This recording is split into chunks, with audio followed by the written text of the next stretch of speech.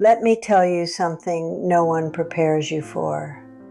The day you realize the world runs just fine without you. And somehow, that's when your real freedom begins. My name is Nancy, and I'm 78 years old, and I want to begin by saying something that may sound uncomfortable at first, maybe even a little unsettling.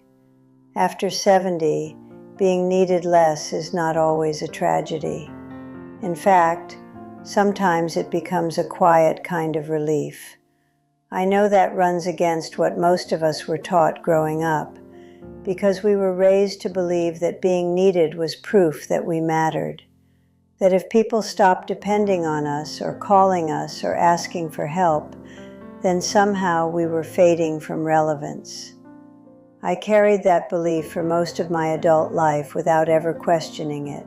For decades, I thought independence meant standing tall and solving problems and carrying weight for everyone else, providing stability and fixing what was broken, and showing up no matter how tired I felt, because that to me was dignity. So when my phone began ringing less often, and when my children stopped asking for advice before making decisions, and when my grandchildren figured out their technology without even glancing in my direction, I would be lying if I said it did not hurt. It stung more than I expected. There were afternoons when I sat quietly at the kitchen table, staring at nothing in particular, and I would wonder to myself whether this was what disappearing felt like. I never voiced that thought out loud, but it lingered in the room with me. For years, I convinced myself that if I remained useful, I would remain relevant. And if I remained strong and dependable, I would remain loved. That belief shaped more of my life than I care to admit. Then something shifted inside me in a way I did not anticipate. Here is the truth, as I have come to understand it. Independence after 70 does not look like strength the way it did when I was 40 or 50. It no longer revolves around carrying everyone else's burdens or being the central pillar that holds the structure together. It looks more like setting the weight down, without guilt. That realization did not arrive gently or gracefully. After 51 years of marriage, when the house suddenly stopped needing me in the same daily ways, and the rhythm of our shared life disappeared almost overnight. There were no more grocery lists waiting on the counter, no more small repairs requested from across the room, no more shared calendars filled with appointments and obligations. The silence that followed was thick and unfamiliar. At first, I mistook that silence for the loss of purpose. I would wake in the mornings with a tightness in my chest that was not exactly panic, but felt like uncertainty pressing inward. I found myself asking a question that frightened me more than aging ever had. Who am I, if no one is waiting for me to do something? One afternoon, my daughter came over and rearranged some of the cabinets to make them easier for me to reach. She meant it with love, I know that. But I stood there quietly realizing that I used to be the one organizing the house, deciding where everything belonged. Later that day, I sat on the edge of the bed in our room, not angry, just grieving the version of myself who had always been required.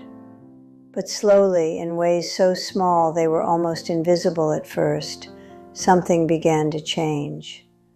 One morning I woke up and realized that no one needed anything from me that day, and instead of feeling hollow or anxious, I felt unexpectedly light.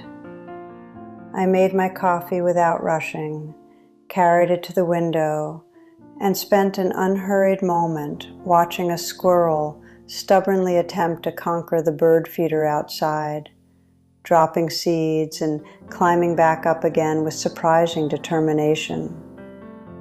And I remember thinking, with a different under my breath, that I had time to notice things like this now. That was new. What I've learned since then has reshaped how I understand this stage of life. I discovered first that being needed is not the same as being loved, even though I confused those two ideas for decades. When you are younger, people rely on you constantly and it feels important, but often it is simply obligation woven into identity. Now my children do not call because they need me to solve their problems. They call because they want to talk. And that subtle difference carries a kind of honesty that feels deeper than usefulness ever did. I have also learned that independence at this age is internal rather than external. When I was 45, it meant earning my own money and fixing my own car. Now it means choosing how I spend my energy and allowing myself to decline things that drain me without explanation. It means I no longer feel compelled to attend every debate or prove that my mind is still sharp in every conversation. And that quiet freedom has surprised me. Somewhere in the middle of this transition, I realized something unexpected. When people stop needing you for tasks and responsibilities, they sometimes begin to see you more clearly as a person rather than a role. And without the constant identity of fixer or provider, I had to meet myself again. I began reading books I genuinely enjoy instead of the ones I thought made me appear informed. I planted tomatoes simply because I loved the smell of the leaves on warm afternoons. It took me more than 75 years to understand that I am more than what I do for others. I also came to see that being needed less creates space for curiosity. With fewer obligations filling every hour, I started taking slow evening walks, not for exercise, but for wandering, noticing cracks in the sidewalk that resemble maps, and the scent of laundry drifting from certain houses each week. Loneliness and freedom, I have learned, can sit in the same chair without canceling each other out. There are evenings when I still miss in the next room, but the loneliness visits rather than takes over. Beneath it there is peace. Dignity, too, has changed shape for me. It once meant strength and endurance without complaint. Now it means accepting help without resentment and allowing my son to carry heavy boxes or my granddaughter to explain a new phone without pretending I already understand it. There is a softness in that acceptance that I once would have mistaken for weakness. These days, my life is simple and unhurried. I wake early because my body insists on it, make oatmeal, sit in the morning light, and sometimes speak out loud, not in sorrow, but in conversation. I volunteer at the library twice a week, shelving books, and if I miss a day, the world continues just fine, which somehow makes the time I spend there feel sweeter.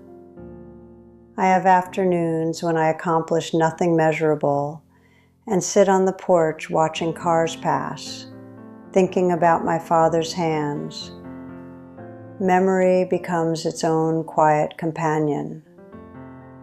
I want to say gently that you do not lose value when people stop depending on you. You are not eroding. You are expanding into space that finally belongs to you. When my grandson visits, I do not try to teach unless he asks. I sit on the floor listening to his long dinosaur stories while he leans against me without realizing it. That is enough.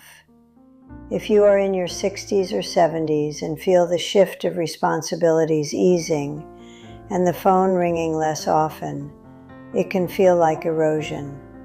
But it is not disappearing. It is redistribution. Your energy slowly returns to you. Your time becomes your own again. And although there will still be moments of ache, there will also be moments of surprising lightness. I never imagined that independence at 78 would mean freedom from being necessary. But here I am, still breathing, still curious, and lighter than I have been in decades. If any of this resonates with you, perhaps share it with someone quietly struggling with this transition. Someone who fears that being needed less means being forgotten.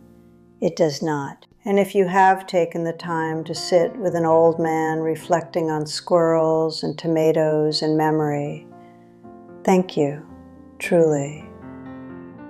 At this age, time feels precious, and the fact that you chose to spend yours here, well, that means something. I'll see you next time.